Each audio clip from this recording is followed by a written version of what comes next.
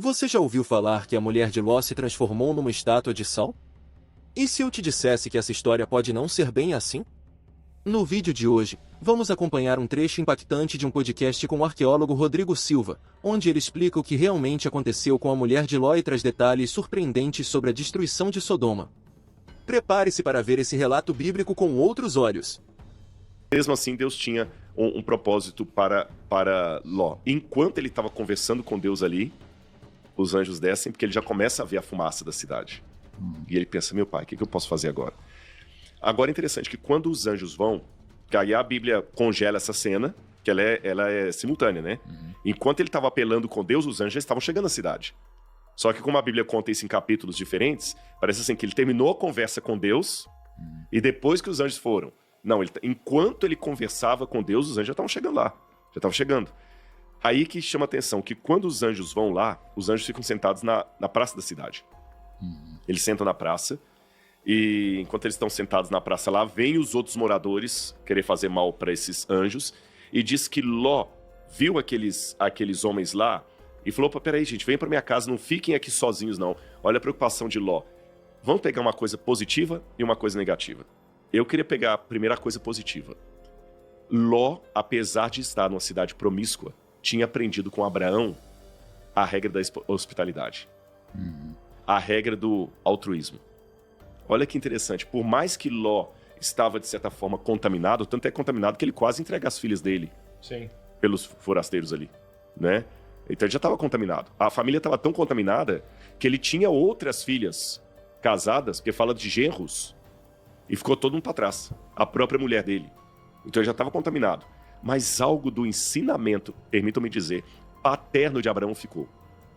Ele teve com aqueles homens na praça o mesmo cuidado de proteção e hospitalidade que Abraão teve com eles quando passaram também no deserto. Não, vocês não vão andar sozinhos por aqui, não, vem para cá. Ele nem cobrou pela refeição. Ló ainda tinha isso. O senso de justiça, de proteger aqueles homens. Agora tem um outro lado interessante. Quando eles estavam sentando aqui, olha o que diz o capítulo 19, verso 1. Ao anoitecer, os dois anjos chegaram a Sodoma. Ló estava sentado junto ao portão da cidade quando viu os homens. Esse detalhe aqui é importante. Ló estava sentado ao portão da cidade. Isso aqui é uma expressão idiomática da Bíblia. Sabe quem sentava no portão da cidade? A elite. Os governadores, os anciãos do povo. Por quê? É literalmente o portão? Literalmente o portão. Como eu não tô com uma cena aqui para ilustrar, mas eu acho que vocês vão entender. A gente tem Ló estava sentado na porta da cidade. Então você está falando que Ló ele fazia parte da elite de Sodoma. Por quê? Todas as cidades do Oriente Médio, elas tinham uma porta. É como se fosse um castelo. Um castelo medieval. Tá? Tem a muralha e tem aquela porta. E nessa porta, geralmente as portas que a gente vê, elas têm 2 ou 3 nichos, onde funcionam duas coisas. De um lado, fica a aduana. Você entra na cidade, você tem que tributar. Você sai da cidade, você tem que tributar. Igual no Brasil. Né? Pedágio, né? É da Receita Federal. Você chega de avião, o primeiro lugar que você passa lá é Receita Federal. Depois Duty Free. Olha as duas coisas. Receita Federal e Duty Free. A mesma coisa. Você tinha ali um pequeno comércio, onde pessoas ofereciam coisas para os que estavam entrando. A aduana. E no outro nicho, tinha um banco. Era um banco como esse nosso aqui, só que às vezes reto, no muro. E o banco tinha, além do banco, uma cadeira. Quem sentava nessa cadeira? O rei ou governante da cidade. E quem sentavam nesses bancos? Os anciãos do povo. Eu posso dar vários exemplos disso para você. Por exemplo, a história famosa de Ruth e Noemi, quando a Ruth vai negociar o casamento com Boaz, ele vai até o portão da cidade, se assenta junto com os anciãos e pede para negociar. Há várias situações. Davi estava sentado no portão da cidade.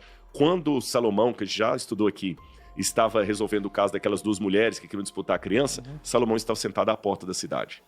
Tem várias histórias dessa, de um rei ou o ancião sentado ali. Então, se se Ló estava sentado à porta de Sodoma, ele era da elite. E mais um detalhe, por que eles resolviam esses casos jurídicos ali na porta? Uma das características de um tribunal correto é publicidade. Publicidade. Então, era ali que tinham os casos jurídicos sendo resolvidos e não no Palácio do Rei, porque ali tinha publicidade, porque na porta todo mundo passava, podia ver o juiz julgando. Você entendeu? Então ali tinha publicidade. Lembra que o o Jó, agora o Jó também, a mulher fala assim, nossa, meu marido ficava no portão da cidade, agora não fica mais. A mulher que fala do marido de valor é aquele que se assenta no portão da cidade junto com os anciãos. O que eu aprendo disso? Ló já estava na elite de Sodoma. Olha que interessante, ele continuou tendo sucesso depois que rompeu com Abraão. Então, nem sempre, como eu falei, às vezes o sucesso, quando não tem a sabedoria, ele vai ruir. Mas essa ruína vai demorar a chegar. Então, aparentemente, ele cresceu. Ele morava nas tendas, do lado de fora da cidade. Agora ele deixou de morar nas tendas, perdeu a cultura de Abraão, passou a morar dentro da cidade, numa casa de alvenaria. Teve status, cresceu, mas talvez agora cresceu não mais com os valores de Abraão, mas talvez através de propina, de alguma coisa. Sim. E o resultado, perdeu a sua família. Eu não tinha me ligado que ele abandonou a Deixa eu esposa. continuar. Não que ele abandonou a esposa. É que a esposa vai preferir a riqueza da cidade, ela vai ser destruída pela ira de Deus. Olha só, deixa eu ler essa parte porque tem muitas coisas. Aliás, antes de entrar nisso, por que de repente Deus decide destruir uma cidade? Eu digo isso porque muitas pessoas elas não acreditam no Antigo Testamento, essas coisas todas, porque pensam, pô, Deus não ia botar fogo no lugar, ia matar pessoas e etc. Cara, isso é meio por que doido, de né? repente, entendo, era uma cidade submersa no pecado e, obviamente, mas Deus precisa chegar lá para destruir a cidade? Qual que é a explicação para isso? Na nossa cultura ocidental, a gente não imagina um Deus que pune. A gente quer um Deus bonzinho. Porque a gente está numa época tão... as coisas tão fáceis. Vocês sabem que há estudos mostrando, por exemplo, que as novas gerações estão tendo uma capacidade intelectual inferior às gerações anteriores. Desde que isso foi medido, é a primeira vez na história onde os filhos estão menos inteligentes que os pais. Quem trabalha com empresa hoje fertilidade diminuindo também. Exatamente. Você vê que muitas empresas, isso não vale para todos, gente. Tem muito jovem de valor, empreendedor, mas infelizmente há um número expressivo de jovens que trabalham em empresa e pode ler, ele não quer pagar o preço. Ele já chega quer saber quando é que ele vai ganhar, ele já quer medir o salário dele com o outro, ele não tem a paciência de esperar, é frágil demais, se irrita com qualquer coisa, se ofende muito fácil, sabe? No passado, a criança chegava em casa com a nota 0, o pai queria saber o que aconteceu, me explique esse 0. Hoje é o professor que tem que explicar o porquê do 0 da criança. Então, a gente cria, atribui isso para Deus, não, mas Deus é a mesma coisa que esse bobinho, aquele tiozão do churrasco. Não. Mas o que você está dizendo basicamente é isso mesmo, Deus isso ele é mesmo. esse Deus que pune. Pune. Ele ama como uma mãe que está disposta a tirar um filho de uma casa pegando fogo, mas ele também pune. Mas por que quando a gente olha para Novo Testamento, Jesus, você não vê esse tipo de coisa acontecendo? Mas vê. Quer ver um exemplo quando Jesus chegou lá no templo? Bom, você não vê Jesus destruindo Então, ninguém você vê, com fogo. virou o templo e tal, né? Agora, por que Jesus não destruiu, por exemplo, aquelas cidades samaritanas? Vou dar um exemplo. Houve 2 cidades samaritanas que não receberam Jesus. Aí Filipe, acho que é Filipe, se eu não estiver enganado, é Filipe. Filipe fala assim, Senhor, o senhor quer que a gente ore pedindo que caia o fogo do céu e destrua uma cidade? João também, Senhor, o senhor quer que... João o senhor quer, Senhor, Natanael, o senhor quer que a gente peça a Deus? Não, nem agora. Só que, por que Deus destruiu Sodoma e não destruiu aquelas cidades? Porque elas ainda não atingiram o nível da paciência divina. Sodoma tinha atingido. Mas Deus tem o tempo certo de fazer, porque o mesmo Apocalipse vai mostrar Jesus fazendo a mesma coisa que fez sobre Sodoma no mundo inteiro. Se você ler Apocalipse capítulo 19, 20 e 21, você vai ver Jesus vindo nas nuvens com poder e grande glória, e ele mandando descer fogo do céu e consumindo o diabo e todos os ímpios. Mas vai E tá no acontecer. Novo Se for para pensar agora, né, é que quando você pega a época de Jesus, é um prazo muito curto. Quando você pega o Antigo Testamento inteiro, você está falando aqui de milênios, né? Então, realmente, né? Pode realmente... E Deus vai. E eu falo arqueologicamente, esse sítio arqueológico de Talamã, ele mostra a destruição de Sodoma muito interessante. Porque, Tiago, gente, eu vou falar com vocês. Se eu soubesse, tinha até trazido uma pedra de lá. As pedras derreteram.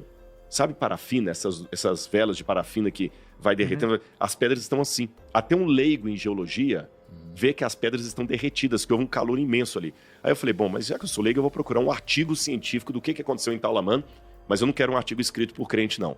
Eu quero o que os cientistas dizem. O artigo fala bem claro. Talamã foi pulverizada. Ela foi queimada por uma onda de intenso calor. Eu não lembro a temperatura que estava lá, é coisa acima de 2.000 graus. acima de 2.000 graus, 2.500 graus parece. Ela foi realmente pulverizada. Caramba, o sol deu uma lambida ali. Uma lambida. E aí, o próprio artigo fala, essa cidade, esse tipo de queimado que queimou essa cidade, é um fogo que veio de cima, porque você vê que as pedras elas vão derretendo assim, de cima para baixo, e aqui embaixo está intacta. Você sabe que a tendência do fogo é subir, e a marca do queimado está descendente. Então, definitivamente, e são geólogos não bíblicos falando, é um fogo que veio do céu. A única explicação que nós temos, diziam eles, é um meteoro. Eu imaginei isso. Mas só que os próprios articulistas admitem um problema, não tem uma cratera. Se for um meteoro, que cratera seria essa? Então ele chegou à conclusão que algum meteoro explodiu a cerca de 50 quilômetros da superfície. E quando ele explodiu, a massa de gás, de ar quente que ele produziu, como se fosse um forno micro-ondas, saiu lambendo tudo num espaço de 2.000 quilômetros. Ou seja, até o que você tem no Mar Morto cheio de enxofre é resultado disso aí. Agora, essa é a explicação científica. Agora, é interessante porque às vezes, né, quando você pega a ciência, assim, né, ela não contradiz. Não, né, ela só dá uma outra explicação, um meteoro que explodiu. E até a própria Bíblia. Ela meio que cria uma lógica, tipo... Não, é que o que eu quero dizer, né? É que o que eu quero dizer é que, eventualmente, a Bíblia... Que loucura, né? O negócio vindo do céu dá um... Não, é que assim, ó, olha só, pode ter acontecido. Quando a Bíblia tá escrito isso, Deus botou fogo lá. Não tá explicando exatamente, o fogo veio assim, assado e tal, não. Sim. Então, às vezes, o colocou fogo, exemplo, pode ser isso. Assim, a gente não sabe o que é. Não quer dizer que tipo, não se anula. Deus criou 20 metros de tamanho assim e jogou fogo com a mão. Quando Deus fala, ele pode ser que ele pegou a Eva da costela e... Pô, será que Deus chegou lá com a mão dele, pegou a costela? Será que foi isso? Ou será que é uma forma que a gente consegue compreender e cientificamente tenha mais do que está sendo escrito? E vamos ser um pouco céticos aqui. Nem os que escreveram esse artigo viram esse meteoro.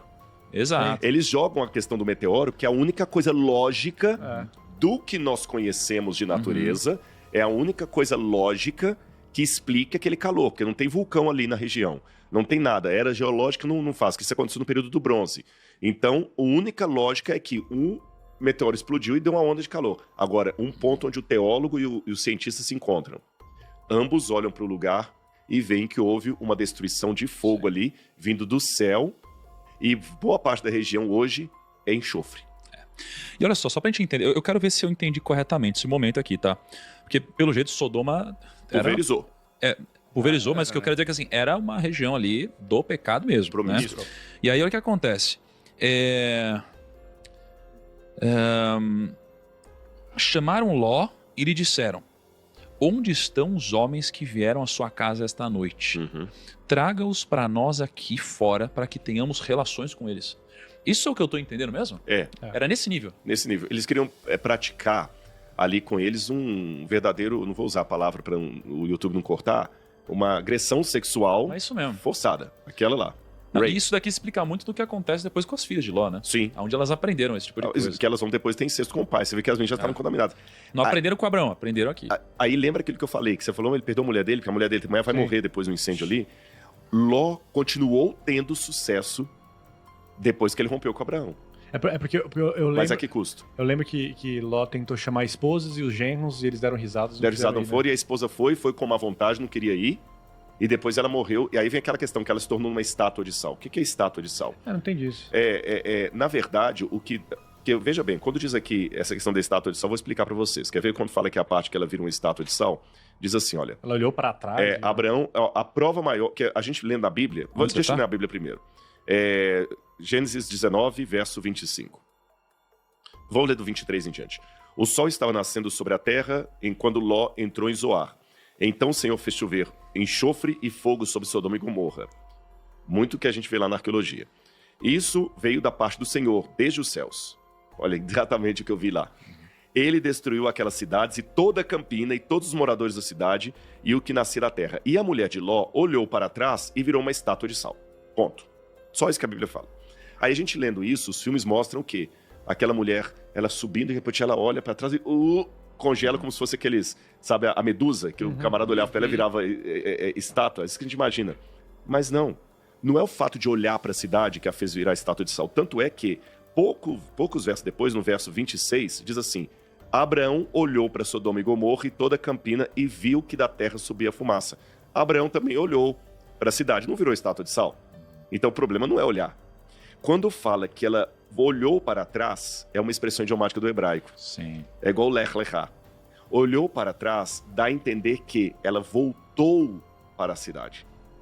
E deve ter sofrido aquele bafo quente de enxofre. De enxofre caiu, você tá entendendo? E veio todo o enxofre por cima, e aí, como aconteceu em Pompeia e Herculano, que muita gente voltou para pegar dinheiro e morreu no Vesúvio. Não, isso aqui é metafórico também. Assim, no sentido de tem uma grande mensagem em olhar para trás. Né? Olhar para trás. Jesus fala, aquele que põe a mão no arado e olha para trás não é digno do reino. Então pensa assim, né? Assim, vamos voltar para o começo da história de Abraão. Abraão, Deus pega e fala assim, abandonar a parentela, a cidade, abandona tudo e vai. Abraão foi. Aí, voltar. Aí imagina que assim, aí ele pega e olha pra trás. Ele tá falando aqui sobre o seguinte, sobre...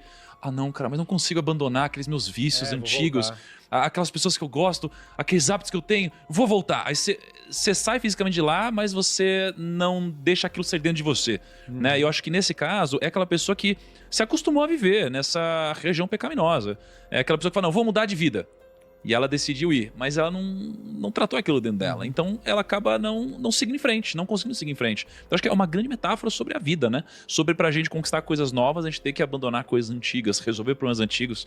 E até se a gente pega depois Josué passa por isso, né? Exatamente. Eles não te mandei eu, vá ser corajoso. Exatamente. E aí tem uma cidade que eles vão conquistar, e aí uma pessoa pega um bem consagrado e por isso eles não conseguem seguir em diante. Foi Jericó. Porque como eles não resolveram um problema antigo, eles não conseguiram seguir em frente, né? E você vê que o Ló, ele tava com status. Aí lembra que eu falei que o sucesso sem a sabedoria, ele tem vida curta? Ele tava com status, ele cresceu. De repente, naquele momento, tá tudo bem aqui, ó, eu separei de Abraão, tô melhor financeiramente do que antes. E outra coisa... Mas perdeu a família e depois perdeu tudo. Ô, Rodrigo, e aqui assim, a mulher de Ló olhou pra trás e se transformou numa coluna de sal. Não tá dizendo que outras pessoas também não se transformaram em coluna de sal. Exatamente. Ou seja, fisicamente é o que acontece com as pessoas. Sim. Eu visitei, eu não sei qual país que eu fui, eu vi um lugar que passou por um vulcão e tal. Herculano que eu mencionei. Aí, o Vesúvio. Eu fui pra lá. Ele entrou em erupção em 79 depois de Cristo. Então você vê lá as pessoas... Então assim, quando fala disso, às vezes a pessoa pensa, nossa, foi uma coisa mágica, só a mulher de Ló. Não, acho que tem muitas estátuas de sal lá. Olhar para trás. Lembra que eu falei que Abraão também olhou para a cidade. Ela voltou, com certeza. Eles estavam subindo o morro, ela voltou e aí realmente... O que ilustra bem é o próprio filme Pompeia lá, no final, lá tem até uma cena lá que um casal se olha assim, eles estão 100% petrificados, assim, né? E aí, o que acontece? Né? No final das contas, Ló partiu de Zoar com as 2 filhas dele. Ele foi viver nas montanhas, né? Porque ele tinha medo. Ele só tinha 2 filhas? Nesse momento só tinha 2 filhas? É só porque... Não, tinha mais, porque tinha genros. Então. Se ele tinha genros, ele tinha outras filhas casadas. Essas 2 eram virgens. Ah, perfeito. Então elas estavam com ele ainda, né? Aquelas virgens que ele queria oferecer pros caras pra livrar os anjos. Provavelmente ele foi chamar os genros para as filhas virem juntos, né? Porque já que elas casadas provavelmente não moravam com ele. Exatamente, os genros não quiseram, as outras filhas também não, essas que são as que sobraram. Só corrigindo, eu fui lembrar, eu falei 50 quilômetros, não, 4 quilômetros que eles acham de altura que explodiu o meteoro. Só pra corrigir a informação. Caramba, cara. E aí, ele e as 2 filhas ficaram morando numa caverna, certo? Um dia a filha mais velha disse à mais jovem: nosso pai já está velho, e não há homens nas redondezas que nos possuam, segundo o costume de toda a terra. Vamos dar vinho ao nosso pai, e então nos deitaremos com ele para preservar a sua linhagem. Naquela noite deram vinho ao pai, e a filha mais velha entrou e se deitou com ele. E ele não percebeu quando ela se deitou, nem quando se levantou.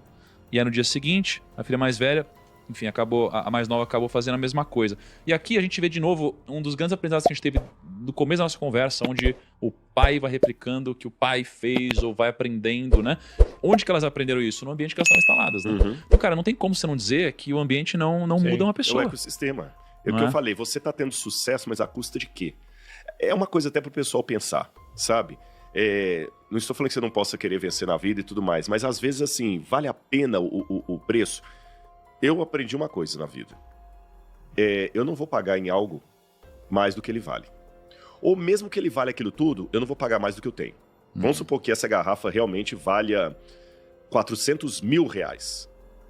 Mas eu só tenho no banco 300 mil reais. É sensato gastar 300 mil reais nessa garrafa e ficar com 100 mil reais de débito, sendo que essa garrafa não vai... Veja bem, isso aqui não é um investimento, é um gasto. Não estou falando que eu vou pegar a garrafa e vendê-la por 500 para ter 100. Eu estou falando, isso aqui é gasto, não é investimento. A garrafa custa 400. Eu tenho 300 no banco, eu vou dar os 300, tudo que eu tenho, ainda vou ficar devendo 100. Essa garrafa tem que valer demais para eu fazer uma coisa dessa. Se não, não faça isso, é bobagem. Ou, segunda ilustração que eu posso dar, a garrafa vale 100. Eu vou oferecer para ela 200? Também não faz sentido. O que eu tô querendo dizer? Há muitas pessoas que, às vezes, por causa do status quo, ele vai colocar a família num ambiente ruim. Talvez seria melhor ele ganhar um pouco menos, Sim. mas preservar os seus filhos, a sua esposa. De que maneira?